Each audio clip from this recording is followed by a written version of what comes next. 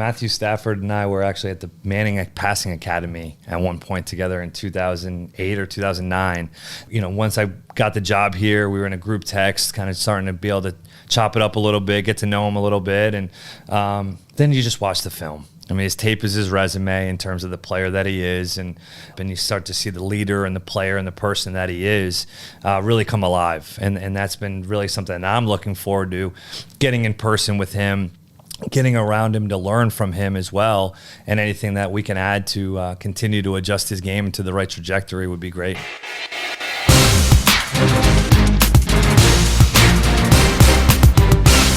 Hello and welcome to our first Rams Revealed as Super Bowl champions here in Los Angeles. As you know, there is no offseason in the NFL anymore, so why don't we just treat this as the first episode of the 2022 campaign, and the first order of business for the Rams was rebuilding a coaching staff that lost so many contributors. Fortunately for the Rams, though, at least one of the new additions is a familiar face. Our guest this week to kick it all off is new offensive coordinator Liam Coen.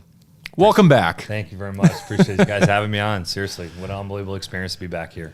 You were away for all of 12 months after a very productive season in Kentucky. What did you miss the most? The last 3 days, I haven't seen a cloud in the sky. So I think that's one thing that I absolutely missed. And just being a part of an organization that is, obviously truly in alignment in winning football games. And this organization was so good to me the first, 3 years of my experience here. To be able to come back and learn from Sean and the players was something that we could absolutely not pass up. We saw you as a rising star in the coaching ranks. It's happened very quickly for you. You had other opportunities, though, Miami Hurricanes, New Orleans Saints. Why was this the only one you were interested in? Just the opportunity to come back and be a part of this. And so much of my coaching identity was formed here under Sean and under this organization. And to be able to go and do it at Kentucky for a year was a great experience, put this offense to paper in the college game. And then to be able to come back here, to be a part of it, to be able to coach Matthew Stafford, Cooper Kupp, Tyler Higbee, Robert Woods, to be a part of all this again, coming off of the season that we're coming off of, is just something that you just dream of, to be at this position. Yeah, lots changed around here. Yeah. You mentioned Stafford, World Championship. Yes. The FOMO was real. It is. It was very real. I mean, watched you guys every week. The beauty of we would get the film every Wednesday in the system. We'd show it to our players at Kentucky, and we ran this system. So it was great to be able to watch, and then you start to see some of the things Matthew was doing on a game-by-game basis, and it just really excited you about the opportunity to come back. Before we get too deep into the transition here, though, how about everything that's changed in your life since we've seen you last? Bring us up to speed. So last year, right before I left for Lexington, got engaged and married in California. Had our 6-month-old son born the last week of August, the week before the season started. Jackson is a spitting image, unfortunately. So, it's a great opportunity for our family to really come alive again in California. My wife, Ashley, was here for 12 years prior. I was here for 3, and we met out here. And she has so many friends and family that are out here. To be able to have this experience, to do it together as a family, is just unbelievable. Good for you. Congratulations. We wish you all the best. Thank you. Aside from Jackson, the person you might be spending the most time with, Sean McVay, sure. But Matthew Stafford next. Yeah. How is that relationship developing, and where did it start from? How much of a foundation did it have? Actually, it's funny. Matthew Stafford and I were actually at the Manning Passing Academy at one point together in 2008 or 2009. Zach Robinson was also there.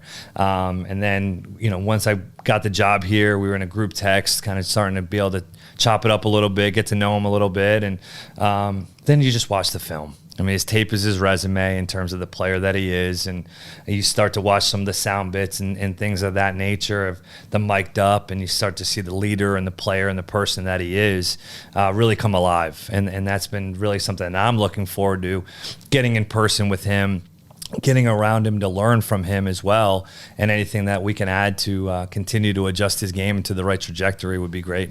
Did you outrate him at that Manning Passing Academy? Absolutely not. Oh. Absolutely not. I was the only 1AA FCS guy at the camp, and I just sort of watched. You saw Eli and Peyton, all those guys throw, and then when Matthew threw, it was a completely different sound and feel. So really look forward to seeing that in person. Already early on, you've referenced following along while you're coordinating Kentucky, going through an SEC schedule, keeping an eye on the Rams and what they're up to, Matthew Stafford, Sean McVay included. What did that look like in terms of your weekly cadence, taking in NFL film and trying to translate it to the group that you were working with? Yeah, once I was here and was able to learn and digest this system and offense, it was pretty simple at times to be able to show the players in Kentucky the film that we were watching. It's the same concepts, the same philosophy, the same plays, and then really just diving into the technique and fundamentals that the Rams would use. And the time on task that you have in the NFL is different than the college game. So the ability for us to every week be able to show Rams film, more so to talk about fundamentals, technique, less scheme, and show the players this is how it's supposed to look. And they really took to that. And a lot of guys, their games got better. They improved just by watching these players. Yeah. I remember talking with you a little bit about that on the sidelines in Tampa Bay before the divisional game. It was great to see you there. Little did I know that we'd be sitting down again so soon. Yeah. But let's start there in terms of the Rams' postseason journey. Right. Having followed along so closely, but also seeing them go up against Tom Brady and being a Northeast born and raised quarterback. I'm sure you're a TB12 guy, right? Totally. I wore number 12 in college because of him. So what was that particular day like for you with where you were in your coaching evolution, your friendships and admiration on both sides? Yeah, it was just a great opportunity to come. I hadn't seen a lot of these guys since leaving. And to be able to come back with a sense of pride that the things that I learned here, I was able to take somewhere else and have success, and to teach the players and have that little bit of validity to be able to go and do it somewhere else, and to be able to see the coaches, players, management thing, everybody part of this organization again, and then to watch an unbelievable game take place and watch Tom Brady compete against my future employer again. And I was a Tom Brady fan my entire life and career, and it was just such a great day. Beautiful atmosphere, really loud, great atmosphere for a game, and just had a great opportunity to come down there. Confirmation that as these conversations with Sean and the Rams continued, that these still were relationships that you wanted to pour into and develop more? Yeah, it was. Only got to see Sean very briefly before the game. Got to talk to more of the coaches prior. In Starbucks, we kind of had a little bit of a little community deal there in terms of getting together. I got to meet Raheem that day. Just be able to see the whole organization, just some of the love that we had for each other and the relationships that I was able to build here. It obviously helped me come back here in a seamless transition. Where'd you watch the Super Bowl? I watched it at home. I had a bunch of the coaches at Kentucky. I was supposed to be here. I had a flight, had a hotel, had rental cars, had everything except for the tickets to the game. And we just decided as a family, we're just like, look, rather watch it at home and in Lexington. And we had family and friends over. My wife's family was in Cincinnati. We had a bunch of the coaches over to watch the game. And it was more than just for me. I mean, so many of the coaches in Lexington at Kentucky had so much admiration and buy-in to this system and to these players and the coaches because of how much they watched and learned this system. So it was really fun to be able to watch it with those guys. Feel free to give me a high-level take on the game if you want, but I'd love to ask you about the final drive in particular and seeing that through a future NFL offensive coordinator's eyes. It's about players, not plays at the end of the day. Matthew Stafford and those guys just made plays, and Sean put them in unbelievable opportunities to be successful. But at the end of the day, Matthew Stafford makes a no-look pass to Cooper Kupp on the in-breaking route, and then Sean puts him in a position to be successful on the fade, and that's just players making plays, but also your coach thinking about players, not plays, and I think that's what ultimately decided the football game. Okay, so if I took the Super Bowl away from you and that drive and those plays, and I said, you've studied every snap of the Rams 2021 season, what was your favorite play or concept? The play action, the flea flicker screen to the tight end was an unbelievable niche. I mean, something that you just had not seen on film, and it really showed Sean's just in the staff's unique ability to change and to evolve things that you just. That's the beauty about Sean and this whole place is it's ever changing and ever evolving, and to be able to see some of the different concepts, putting Cooper in the backfield to do some of those different things that he does so well from this two-man stacks and all the success that he's had. Everybody in the building knows that the ball's going to Cooper Kupp, and he still has the ability to catch the football as many times as he did and have the production that he did. I feel like that's probably the most success and thing that I was really excited to watch. You look at the personnel involved in that play, probably not the way that they repped it in practice all week. Nope. I can only imagine not. And, yes. And yet having the confidence in whoever needed to step into those roles, the Kendall Blantons of the world, the Bryson Hopkins, who eventually Ben Scarana carried it down the stretch. I was so happy to see Kendall Blanton and Bryce Hopkins make plays in those situations, because I was on the scout team with those guys a few years ago and was just so proud to see their development and to be able to shine in those big time moments. Really shows that, hey, we can have some success moving forward with these guys. And that kind of leads me to, where do you go next? I'm sure these hours, these days are spent anticipating, planning as best you can for a season that's still months away. Yep. But the personnel might be months away too. Robert Woods still on the shelf. We'll see what happens with Odell Beckham Jr. in free agency. He's going to be coming off surgery no matter who he's playing for. Andrew Whitworth now officially retired. Other potential turnover on your offensive line. How do you and Sean and the coaching staff sit down and anticipate what is, to this juncture, still pretty unknown? You know, I think at the end of the day, right now, we're trying to just come up with the self-scout, really look at what they were this past season. How can we tweak some of the concepts and X's and O's right now where we cannot control the personnel right now? So for us, it's about diving into the scheme. We have a ton of new coaches on staff that we need to start to teach the system to. I think that'll be a big part of this offseason right now, is teaching some of the new coaches, new staff members, and then just really getting around the players that we know will be in the building and trying to make the most of their opportunities. And as the personnel and free agency and draft comes, I think that'll be an exciting time for us, as it has been for the last few years, especially in the free agency market. But it's really more so diving into the scheme before we dive into personnel right now. Yeah. And you're still going to be a 3-receiver diet group. You're not going to run out with 3 tight ends on the opening snap of 2022, presumably. No, but and that's where Sean, I just think he's always done such a good job. It's about players, not plays, and it's about fitting the scheme and the concepts to the personnel. So I do believe whoever is running out there in all 11 next year will have the right plays and concepts for those guys. Let's circle back to some of your player development days then, because I do think that is always a key to any new season, but maybe especially for this 2022 Los Angeles Rams season. I'm talking about, how do you extract value from, for instance, the top pick of last year's class, Tutu Atwell, and his unique skill set? How do you bring Jacob Harris into the fold coming off of an injury of his own? Any thoughts on some of the players who we do know are in-house and will be a part of your huddle next season? Yeah, I think, first of all, starting with Tutu, obviously came from Louisville, where, I would miss him by a year at Kentucky, but being able to watch his skill set, and obviously he can run. He can really stretch the field, and it's about keeping him healthy at this point and trying to really maximize his potential and find out where he fits. What is his niche going to be within this system, and trying to really dive into his development over this offseason. Definitely an explosive player that we need to be able to get some mileage out of. And then Jacob Harris, I've watched so many clips of him. I actually was sent some film, from here just on a camera of how dynamic he was in the offseason last year. His movement skills, his ability to stretch the field. He could absolutely be a matchup problem on some linebackers and safeties that way. Again, just about his health and really trying to dive into his development both on and off the field this offseason. How about from an offensive line standpoint? Losing someone like Andrew Whitworth inevitably means tectonic change. But I think back to where the Rams were this time last year, and it seemed like maybe they're going to get more stout, a little bit bigger on the interior, maybe change some things up in their running game. And inevitably, it's kind of circled back to, no, Brian Allen's going to be our starting center, and we are going to kind of stick with more of the outside zone concepts in the end. Yeah, I think you go back to even 2017 when Sully was here at center, and then the following years in 19 when Blythe moved over to center. And Sean has always had that similar type of personality and player at that mainstay position at the center. And Brian he's a former wrestler, total competitor, leader, does all the right things that you're looking for. Brian Allen knew all the formations, pass plays when I was here. He's a total student of the game. And at the end of the day, his comfort level, especially with Matthew, is of the utmost importance.